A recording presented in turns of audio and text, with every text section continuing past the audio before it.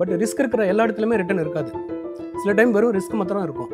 அது வந்து நம்ம ரொம்ப புரிஞ்சுக்கணும். இப்போ நான் ரிஸ்க் ஜாஸ்தி எடுக்கிறேன், நான் ரிட்டர்ன் கண்டிப்பாக கிடைக்கும்னு சொல்லி போய் மாட்டிக்கிட்டு நெகட்டிவ் ரிட்டர்னில் வந்து பாதிக்கிறாங்க. கிரிப்டோ கரன்சிக்கு பொறுத்தவரையிலும் இன்றைக்கு வரலும் நம்ம ஊரில் எந்த ரெகுலேட்டரும் கிடையாது. டிசைன் வந்து மாறி போச்சு, வேறு எதுவும் மாற்றலாம்னு சொல்லி நீங்கள் கடைக்கு போய் போகிறப்ப சைக்கிளி சேதாரத்துலேயே உங்களுக்கு 10% போயிடும். வணக்கம், என் பேர் ஜெயக்குமார். நான் வந்து சேலத்தில் வந்து ஒரு மியூச்சுவல் ஃபண்டு டிஸ்ட்ரிபியூட்டராக இருக்கேன். இன்றைக்கி இளைஞர்கள் வந்து இன்வெஸ்ட்மெண்ட்டை வந்து எப்படி வந்து அணுகுறாங்க அப்படிங்கிறது வந்து இன்றைக்குள்ள லேட்டஸ்ட் இளைஞர்கள் 3 பேர் நம்ம கூட இன்டர்வியூ எடுக்க வந்திருக்காங்க. அவங்களுக்கு வந்து ஒரு கலந்துரையாடல் பண்ணலாம். சார், இப்போ ஸ்டூடெண்ட்ஸ் எங்களை மாதிரி காலேஜ் ஸ்டூடெண்ட்ஸ் இப்போ நாங்கள் இன்வெஸ்ட் பண்ணணும் அப்படின்னு நினச்சா நாங்கள் எந்த மாதிரி இன்வெஸ்ட் பண்ணலாம்? ஓகே, இன்வெஸ்ட்மெண்ட் அப்படிங்கிறது வந்து ஸ்டூடெண்ட்ஸுக்கு தனி, லேடிஸ்க்கு தனி, குழந்தைங்களுக்கு தனி, பெரியவங்களுக்கு தனின்னு கிடையாது. எல்லாமே ஒரே டைப் ஆஃப் இன்வெஸ்ட்மெண்ட்டு தான். பட் அதில் பார்க்கக்கூடிய இன்வெஸ்ட்மெண்ட் என்ன பார்க்கணுன்னா, எவ்வளவு நாள் இன்வெஸ்ட்மெண்ட் ஹோல்டு பண்ணுவாங்க. இப்போ ஸ்டூடெண்ட்டு நீங்கள் இன்வெஸ்ட்மெண்ட் பண்ணுறீங்கன்னா மேபி நீங்கள் பேச்சுலர் டிகிரி படிச்சுட்டு இருக்கலாம். அந்த பணத்தை வச்சு மாஸ்டர் டிகிரி ஃபீஸ் கட்டுறதுக்காக நீங்கள் பண்ணுறீங்களான்னு சொல்லி பார்க்கணும். அப்படின்னா அந்த ஹோல்டிங் பீரியடுக்கு வந்து உங்களுக்கு எந்த ஃபண்டு சூட்டபுளாக இருக்குன்னு சொல்லி பார்க்கணும். இல்லை அந்த ஃபண்டை வச்சு நான் ரிட்டையர்மெண்ட்டுக்கு எக்ஸ்பென்ஸுக்கு தான் நான் இது பண்ண போகிறேன், ஒரு 40 வருஷம் கழிச்சு தான் நான் டச் பண்ணுவேன் அப்படின்னா அதுக்கு தகுந்த மாதிரி வேறு ஃபண்டு வந்து நம்ம பார்த்துக்கலாம். இல்லை அடுத்த வருஷம் ஃபீஸ்க்கு, அடுத்த செமஸ்டர் ஃபீஸ் வரணும்னா அதுக்கு தனியாக ஃபண்ட்ஸ்லாம் இருக்குது. Liquid fund, short duration fund, அந்த மாதிரிலாம் இருக்குது. இப்போ அப்பா ஃபீஸ் கொடுத்துட்டு சில பேருக்கு பார்த்தீங்கன்னா 1 இயர்க்குள்ள எக்ஸ்பென்ஸ் சில பேரண்ட்ஸ் ஸ்டூடெண்ட்டுடைய அக்கௌண்ட்டுக்கு அனுப்பிச்சிடுவாங்க. அவங்க வெறும் எஸ்பி அக்கௌண்ட்லேயே வச்சிருக்கலாம். அவங்க வந்து என்னென்னா அந்த லிக்விட் ஃபண்ட்லேயோ இல்லை ஷார்ட் டியூரேஷன் ஃபண்ட்லேயோ போட்டாங்கன்னா அவங்க 6லேருந்து ஒரு 8% ரிட்டர்ன் கிடைக்கும். ஸோ அந்த மாதிரி இன்வெஸ்ட்மெண்ட் பண்ணலாம். ஸோ இன்வெஸ்ட்மெண்ட் பண்ணுறதுக்கு முன்னாடி எதுக்காக பண்ணுறோம், எவ்வளோ நாள் அதை ஹோல்டு பண்ணுவோம், இதை பார்த்துட்டு அதுக்கு தகுந்த மாதிரி ஸ்கீம் செலெக்ஷன் பண்ணிக்கலாம். சரி, இப்போ கோல்டு சம்மந்தமாக என்ன மாதிரி இன்வெஸ்ட்மெண்ட்ஸ்லாம் நாங்கள் பண்ணலாம்? ஓகே, கோல்டுக்கு வந்து பார்த்திங்கன்னா ரொம்ப நல்ல கொஸ்டின்ஸ் கேட்டிருக்கீங்க. நம்ம டிப்பிக்கலாகவே பார்த்தோம்னா கோல்டுன்னு பண்ணுறப்போ கடையில் போய் நம்ம கோல்டு தான் வாங்குவோம். அதில் வந்து ஒரு நிறைய டிஸ்அட்வான்டேஜ் இருக்குது. ஒன்று வந்து பார்த்திங்கன்னா நம்ம செய்கூலி சேதாரம் வந்து போயிடும். திருப்பி இப்போ பெண் குழந்தைங்கள்லாம் இருக்கிறவங்க சில பேர் என்ன பண்ணுவாங்க, அவங்க அப்பாவை பார்த்திங்கன்னா எப்பப்போ கையில் காசு இருக்கோ 1 கிராம் கோல்டு வாங்கி வைப்பாங்க. சில பேர் நிறையா காசு இருக்கிறவங்க என்ன பண்ணுவாங்க, அப்பப்போ போய் ஏதாச்சும் ஒரு கோல்டு ஜுவல்லராக வாங்கி வச்சுருப்பாங்க. இது வந்து ஓகே, பட் இதில் என்ன டிஸ்அட்வான்டேஜ்னு சொல்கிறேன் பார்த்தீங்களா. இப்போ வந்து ஒரு 5 வயசு பெண் குழந்தை இருக்குது.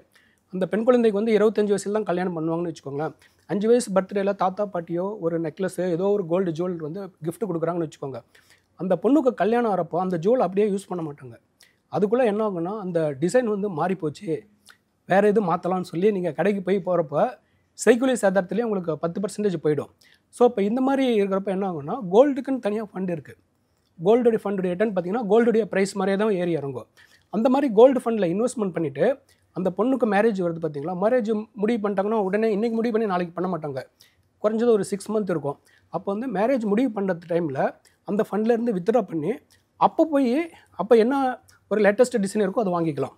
ஸோ அதில் உங்களுக்கு செய்கூலி போகாது, சேதாரம் போகாது, எதுவுமே போகாது. அந்த இன்வெஸ்ட்மெண்ட்டு பார்த்தீங்கன்னா கோல்டு மாதிரியே தான் மூவ் ஆகிட்டு இருக்கும். கோல்டு ஃபண்ட்ஸ் இருக்குது, கோல்டு பீஸ் இருக்குது. ஸோ அதை மாதிரி பண்ணுறது வந்து இதோட பெட்டராக இருக்கும். இப்போ ரெண்டாவது அந்த ஜுவல்லராக வாங்கி வைக்கிறப்ப என்ன ஆகுன்னா, குழந்தைங்க வெளியில் போகிறப்போ தொலைஞ்சு போக வாய்ப்பு இருக்குது. அந்த மாதிரி ரிஸ்க்கெல்லாம் இருக்குது. அந்த மாதிரி இருக்கிறவங்க இந்த மாதிரி கோல்டு ஃபண்டில் பண்ணுறது வந்து இதோட பெட்டர் ரிட்டர்ன் கிடைக்கும், நல்ல சேஃப்டியும் கூட அதில். சார், இப்போ ரிஸ்க் இருந்தால் தான் அதில் ரிட்டர்ன் இருக்குது அப்படின்னு நினைக்கிறாங்க சார். அதை பற்றி நீங்கள் என்ன சொல்லுங்கள்? ஓகே, இதில் வந்து ரிஸ்க் இருந்தால் தான் ரிட்டர்ன் இருக்கும் அப்படிங்கிறது ஓகே. பட் ரிஸ்க் இருக்கிற எல்லா இடத்துலையுமே வந்து ரிட்டர்ன் இருக்காது. உதாரணத்துக்கு வந்து தமிழில் ஒரு பழமொழி சொல்லுவாங்க, நெருப்பு இல்லாமல் புகையாது அப்படிம்பாங்க. பட் புகையிற இடத்துலலாம் நெருப்பு இருக்காது. நெருப்பு அங்கே இருக்கும், புகை வந்து பார்த்திங்கன்னா இங்கே இருக்கும். இதை வந்து உங்களுக்கு வந்து ரொம்ப ஈஸியாக புரியுற மாதிரி சொல்லணும்னா ரிஸ்க் ரிட்டர்ன் வச்சுக்கோங்க. 2 ஃப்ரெண்டுன்னு வச்சுக்கோங்க. ரிஸ்க் வந்து ஒரு மைக் டைசன் மாதிரி ஒரு ஜென்ஸ்ன்னு வச்சுக்கோங்க. ரிட்டர்ன் வந்து ஒரு அழகான பொண்ணு. இவங்க 2 பேரும் ஃப்ரெண்ட்ஸு. போகிறப்போ அழகான பொண்ணு தனியாக போகணுன்னா பயப்படும், அவள் ஃப்ரெண்டை கூட்டிகிட்டு தான் போகும். பட் வெளியில் போகிறப்போ பார்க்குறவங்க யார் பார்ப்பாங்க, பொண்ணு தான் ஃபஸ்ட்டு பார்ப்பாங்க. அப்போ அந்த ரிஸ்க்கை வந்து மறந்துடுறாங்க. அப்போ என்ன நினைக்கிறாங்க, ரிஸ்க் இருந்தால் கண்டிப்பாக ரிட்டர்ன் இருக்குன்னு நினைக்கிறாங்க. ஆனால் அந்த பையன் வந்து நைட் 12 மணிக்கு கூட தனியாக போவான். அப்போ வந்து அந்த பொண்ணு இருக்காது, அந்த பொண்ணு தான் ரிட்டர்னு, அந்த பையன் ரிஸ்க்குன்னு வச்சுக்கோங்க. அப்போ வந்து ரிஸ்க் இருக்கிற எல்லா இடத்துலையுமே ரிட்டர்ன் இருக்காது. இப்போ ஸ்மால் கேப்பில் வந்து பார்த்திங்கன்னா இப்போ ஒரு தம்பி கேட்ட மாதிரி 5 இயர் ரிட்டர்ன் வந்து 40% இருக்குது. இப்போ வந்து ஸ்மால் கேப்பில் இன்வெஸ்ட்மெண்ட் பண்ணிங்கன்னா ரிஸ்க் மாத்திரம் தான் இருக்கும், ரிட்டர்ன் இருக்காது. இது ரொம்ப நல்லா கேள்வி கேட்டிங்க. இது வந்து நிறைய பேர் வந்து ரொம்ப தப்பாக புரிஞ்சுக்கிறாங்க. ரிஸ்க் இருந்தால் கண்டிப்பாக ரிட்டர்ன் இருக்கும், நான் ஸ்மால் கேப் போகிறேன். லார்ஜ் கேப்பை விட மிட் கேப் ரிஸ்க் ஜாஸ்தி, மிட் கேப்பை விட ஸ்மால் கேப் ரிஸ்க் ஜாஸ்தி, ஸ்மால் கேப்பை விட இன்னும் மைக்ரோ கேப் ரிஸ்க் ஜாஸ்தி. அப்போ நான் ரிஸ்க் ஜாஸ்தி எடுக்கிறேன், நான் ரிட்டர்ன் கண்டிப்பாக கிடைக்கும்னு சொல்லி போய் மாட்டிக்கிட்டு நெகட்டிவ் ரிட்டர்னில் வந்து பாதிக்கிறாங்க. சார், இப்போ ரொம்ப ரிஸ்க் எடுத்து பண்ணுறவங்க இப்போ கிரிப்டோவில் ரொம்ப பகிரங்கமாக மியூச்சுவல் ஃபண்ட்ஸை விட ரொம்ப ஜாஸ்தி ரிட்டர்ன்ஸ் தருது அப்படின்ற நம்பிக்கையில் வந்துட்டு இப்போது இப்போ இருக்கிற இளம் தலைமுறையினர் வந்து இப்போ கிரிப்டோ கரன்சியில் ஜாஸ்தி இன்வெஸ்ட் பண்ண ஆரம்பிக்கிறாங்க. அது எப்படி நமக்கு சேஃபான ரிட்டர்ன்ஸா, நல்ல ரிட்டர்ன்ஸ் உண்மையிலே தருதா, அதை நம்பி இன்வெஸ்ட் பண்ணலாமா? ஓகே, கிரிப்டோ கரன்சி பண்ணுறாங்கங்கிறப்போ எனக்கு 2 விதமான தோணுதல் வருது. இப்போ யங்ஸ்டர்ஸ் வந்து கிரிப்டோ கரன்சி பண்ணுறாங்கன்னா நிறைய ரிஸ்க் எடுக்கிறாங்கன்னு நினைக்கிறப்போ ஒரு வகையில் சந்தோஷமாக இருக்குது. 2வது வகையில் பார்க்குறப்போ அந்த ரிஸ்க்கை வந்து எங்கே எடுக்கிறாங்கன்னே தெரியாமல் பண்ணுறப்போ பார்த்தப்போ கொஞ்சம் வருத்தமாக இருக்குது.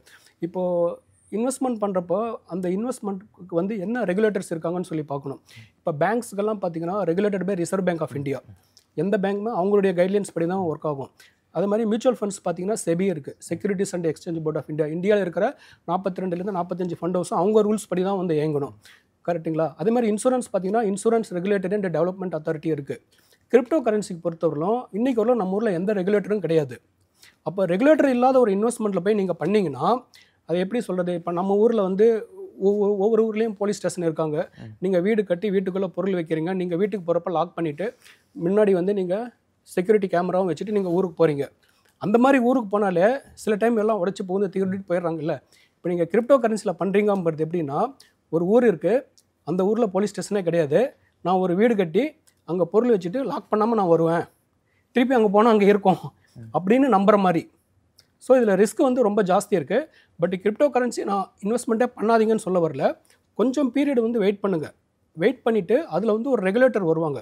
கவர்மெண்ட் வந்து அதுக்கு ஒரு ரெகுலேட்டர் வந்து இது பண்ணுவாங்க. எப்படி காலேஜஸில் பார்த்தீங்கன்னா யூனிவர்சிட்டி கிராண்ட்ஸ் கமிஷன் இருக்குது.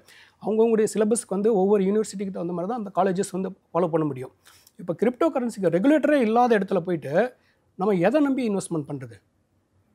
ஒரு போலீஸ் உள்ள வீடு, அங்கேயே நம்ம வீட்டில் பொருள் வச்சு லாக் பண்ணி கேமரா வச்சுட்டு போனாலே வந்து திருடிட்டு போகிறாங்க. இப்போ போலீஸே இல்லாத ஒரு ஊரில் போய் நான் ஒரு வீடு கட்டுவேன், அங்கே லாக் பண்ண மாட்டேன், அங்கே பொருள் வச்சுட்டு நான் 1 மாதம் டூர் போயிட்டு வருவேன்னா அது உங்களுக்கு லக்காக இருந்தால் இருக்கலாம். நான் கண்டிப்பாக திருடு போகணும்னு சொல்ல வரல. உங்கள் லக்காக இருந்துச்சுன்னா இருக்கலாம். பட் அது வந்து வெரி வெரி டேஞ்சரஸ். சார் ரொம்ப நன்றி சார். எங்களோட எல்லா கேள்விகளுக்கும் பொறுமையாக ஆன்சர் சொல்லி டீனேஜர்ஸ்க்கு புரியும்படியாக ஒரு கதையிலையும் ஒரு சூப்பராக முடிச்சிங்க. ரொம்ப நன்றி. Thank you thank you. விகடன் குழும நிறுவனங்களில் ஒன்றான விகடன் வெல்த் பிரைவேட் லிமிடெட் லாபம் ஆம்பி பதிவு பெற்ற மியூச்சுவல் ஃபண்ட் விநியோக நிறுவனமாகும். ARN எண் 310095. மியூச்சுவல் ஃபண்ட் முதலீடுகள் சந்தை அபாயங்களுக்கு உட்பட்டவை. திட்டம் தொடர்பான அனைத்து ஆவணங்களையும் கவனமாக வாசிக்கவும்.